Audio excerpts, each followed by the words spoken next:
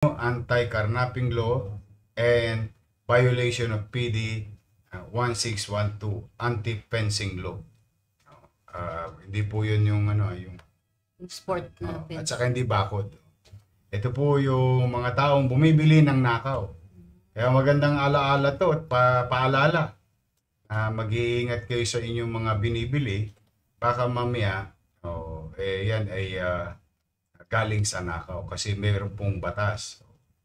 Ito po, si Romel Fernandez ay nanakawan ng motor sa ibang syudad.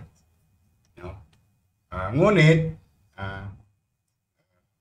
isang buwan matapos ang insidente, itong Bernardo Roland Senya, nag-o-online, binibenta na PIPI yung motor.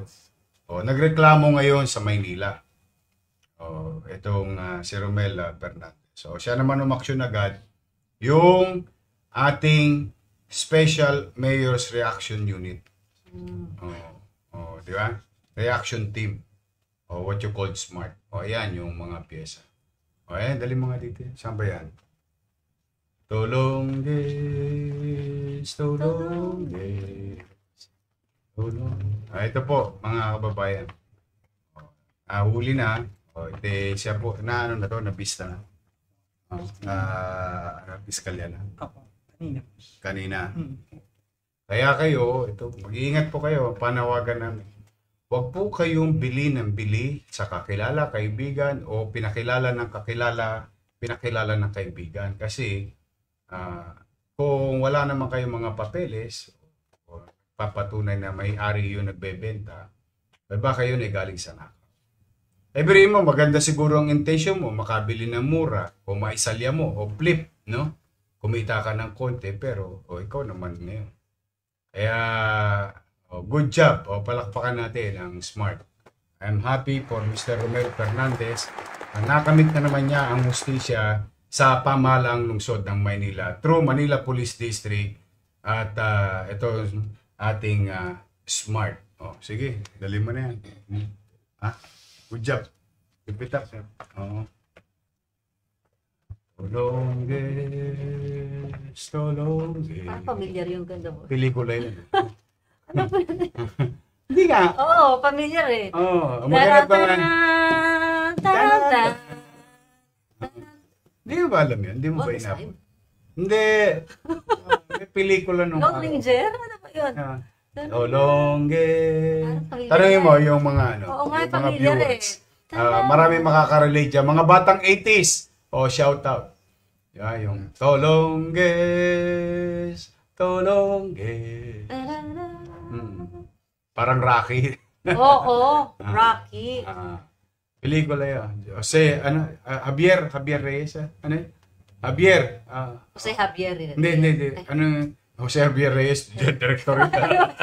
Tama pagkalita tayo. Si Javier, first name ni Javier? Google nyo nga dyan. But anyway, again paalala ko lang mga Tolongges, Turisan. Huwag nyo na ipagpakasakali. Alam nyo dito, bumababa na yung crime rate. Ang taas ang crime solution rate. Dahil may gobyerno na sa Manila. Maaari po pamisa-misa, nakalulusot po kayo. Pero po, hindi araw-araw Pasko sa Tolongges at Tulisan. May Pasko rin po sa pulis. Kaya magtatago kayo kung sasaan. Hahanapin pa rin naman namin kayo. Pagpupuyatan namin kayo. Kaya yung worth it ba? Katulad nung nagdakaw nung kable sa Top Avenue saka sa Jones Bridge. Ayun, nakahoyo na. Pinost nyo na ba yun? Dapat post nyo nga yun. Yung nahuli last week, nananawagan ako rito na kalawitin nyo. Naaktuhan naaktuhan. Yung tumira ng mga kable ng kuryente, nangamatay yung ilaw sa Jones Bridge saka sa Top Avenue. Ano naman sila, buhay naman Nakapaila na po ng kaso. Tingnan nyo ngayon, hanapin nyo, i-report nyo sa taong bayan na nahuli na ng Manila Police District. Po Yorme, nag-comment na po yung netizen, si Joselito B. David at Janet Rosario. George Javier daw. George Javier. May artista ba yun? Oo. Ay, artista yun, matangkad. Ay, nakaganon yan, nakaganon. Si Tolongges. Oo, nako, papapasalamat lang ako mo ka. Hindi pa rin tumitigil ang mga taga-lungsod ng Maynila na tumutulong sa ating pamahalaan. No? Ito si Powerhouse at Filipino-Chinese Chambers of Commerce and Industry. 6,000 capsule of doxycycline and 500 hygiene kits. Thank you very much, Powerhouse. Yan yung brand ng mga hardware. Yan, Ayan si Eric C. Saka si Kagawad, Kagawad. Jason Yu. Ayan. Nagbigay ulit sila. Ayan naman ay nagagamit natin sa ating mga health center at hospital. At thank you very much, Vincent C. Chan at Xian Chan. 200 bags ng bigas. Ayan.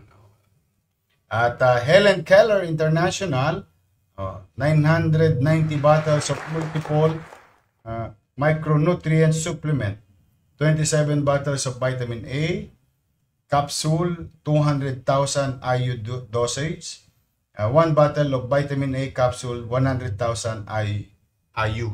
IU ba yan? Ano kaya ibig sabihin ng IU? Dosage. So, yun. Kung ano man yun. Pero ito po yung mga binigay nila. Na siya naman natin binibigay kagad kay Director Padilla, ang hepe ng Manila Health Department, para ipamigay sa ating mga health center at ospital. Muli po, sana po ay kayo ay mabasa ng ulan. At sa lahat naman na nagdo-donate, maraming salamat po sa inyo. Diyos na lamang po ang gumanti sa inyong kabutihang loob. But for the meantime, ang wish namin ni Mocha, mabasa sana kayo ng ulan. Nang dumami pa kayo. But thank you very much. Then, rest assured that itong mga binibigay nyo naman ay gagamitin nating masinop at mainam. Yes po. Okay, doon naman tayo sa Juice Mio, Juice Bar. Nagpadala siya? Wow! Donation Kausap po. ko lang si Governor kanina. Nagkita kami sa ASEAN. Governor Pam. Si Pam, Baricuatro. Opo. Nagkita kami, mga batang Maynila. Ang sabi po ni Governor Pam Baricuatro na Governor ng Cebu, marami salamat daw sa atin. Sabi ko kasi, iyon po ibinigay ng mga taga-lungsod ng Maynila. But now, remember we were together dito, nanawagan tayo sa mga taong gustong tumulong. Ayan. Ito, Diyos Mio. Makakatuwa naman. Ito yung mga natulungan natin doon sa Fusion Alley. Yes, Ugbo, version 2. Ugbo, version 2. Nagkaroon ng initiative ang isa nating local business. Sweet nyo naman. Nakakatuwa naman itong mga kababayan natin. Fusion Alley, Ugbo 2.0 sa De Los Reyes, Barangay Bamer, Sampaloc, kung saan nakalikom sila ng pera para sa Cebu. Drink for a cause. Yes. Wow. Every purchase po ninyo ng Juice Mio Juice Bar ay meron po kayong 5 pesos na donation para sa biktima ng kalamidad sa Cebu. Mabuhay, Batang Maynila. Nakakatuwa naman. Sana mabasa kayo ng ulan, Juice Mio. Sa kasalukuyan ay nakalikom na sila ng 20,000 at i-donate nila sa Cebu. Ibigay nyo yung account. Yung pinakita natin account para hindi na sila mahirapan. Diretso nang pumasok sa kaban ng provincial government through the leadership of Governor Pam Baricuatro. Shout out, maayong gabi kaninyong tanan. Tama ba? Tama po. Maayong gabi kaninyong tanan, mga kababayan natin Cebuano. Ayan po yung mga Batang Maynila nagkukusa. Hindi lamang po ang inyong pamahalang lungsod, pati ang mamamayan po ay nagiging mabuti sa kapwa Pilipino dyan sa mga kababayan natin na biktima sa Cebu, sa province of Cebu.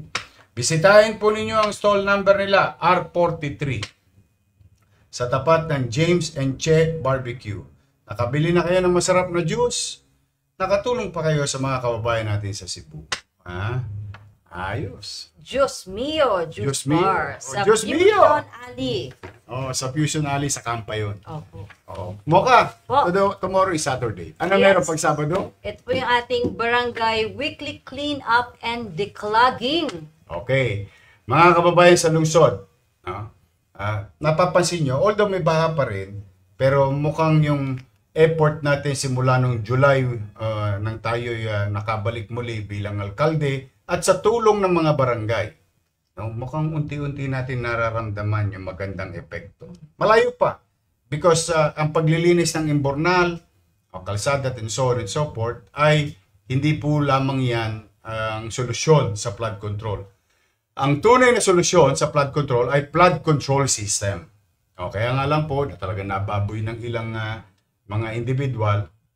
Pero hopefully someday maibalik yung programa na yan na tama na ang sistema at tama na yung ginagawa.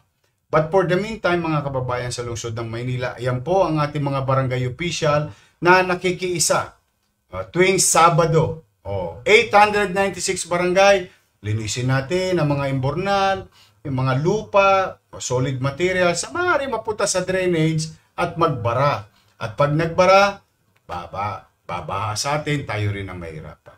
Now, in return, sa mga barangay official na nandiyan, no?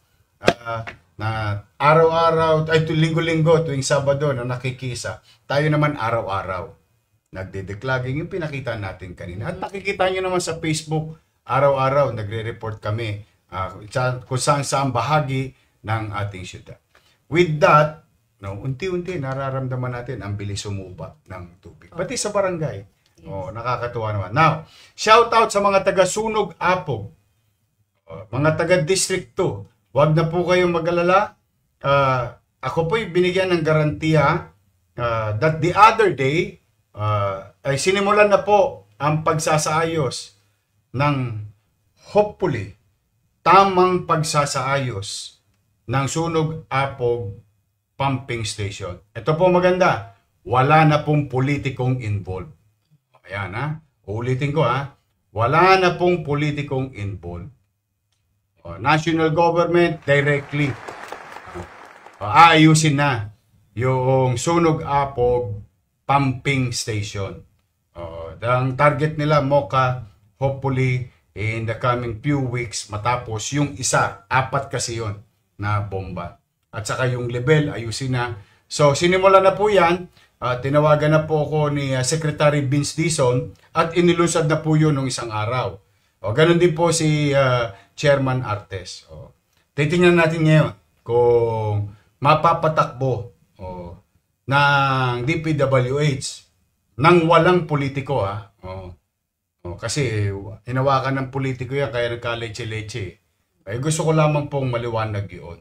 Ngayon, aabatan natin kung ano ang mangyayari at i-update ko po kayo mga taga-District 2 diyan sa Sunog Apog doon sa ginagawang pumping station na 8 taong hindi tumakbo, 8 taong ginawa. Yan po. May awan Diyos, cross finger. Because it's very critical para sa mga taga-Hermosa, taga-Arpapa, at Wanluna, at taga-Sunog Apog, yung pumping station na yun. So muli, ayan po ang inyong Yorme sa hour. Ngayong medyo gabi na ng November 14. Pasensya na po kayo, ginabi kami ni Mocha. Dala na nga, meron po ako kailangan puntanting importante. Kaya nakapandiin po ako ngayon. Pangmalakasan po ito. Itong datingan namin ni Mocha. But I'm happy and grateful to God. Itong nakaraang unos, walang nadisgrasya sa Maynila. Salamat sa Diyos. Ngayon, happy weekend, mga nanay, tatay ko, at lalo na yung mga minamahal kong lolo't lola. I love you. Mga batang Maynila, mahaba ang inyong weekend. Walang pasok sa Lunes at Martes, pero may pasok sa online.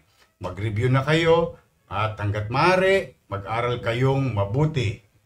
Dahil yan ang hangad ng inyong magulang ay ang katagumpayan ng inyong kinabukasan. Ito po naman ang inyong Yorme at kasama si Mocha. Ay pumanatag kayo mga batang Maynila in our own little way. Ano man ang pagsubok na kinakaharap ng inyong pamahalang lungsod ay ipipilitin namin maging mainam, epesyente at maayos sa paglilingkod sa inyo. Itatawid po natin ang taon na ito at may awa ang Diyos. Pagsisikap po kami at may awa ang Diyos, makararaos din po tayo. So happy weekend!